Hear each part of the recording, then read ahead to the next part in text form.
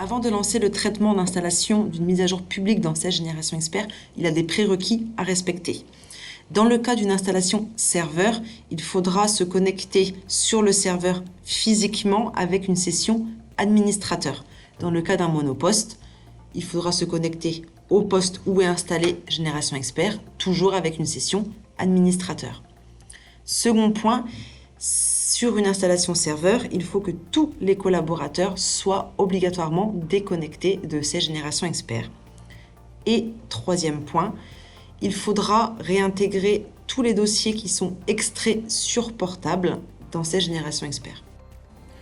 Une fois les conditions réunies pour installer une mise à jour publique dans Sage Génération Expert, il faudra accéder au menu Administration, Gérer les mises à jour pour accéder à l'éditeur de gestion des mises à jour.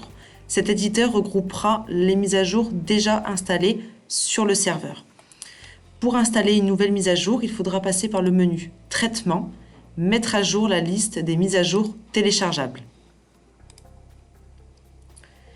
Dans notre exemple, nous allons installer la mise à jour 7.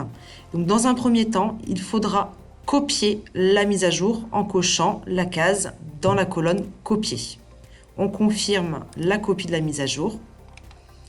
Une fois que la copie est terminée, tu obtiendras le message de confirmation indiquant que la copie du fichier est terminée avec succès.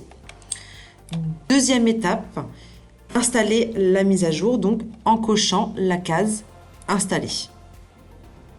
Une fois que tu auras confirmé l'installation de la mise à jour, l'installation se réalisera, donc il faudra patienter le temps que l'installation se réalise.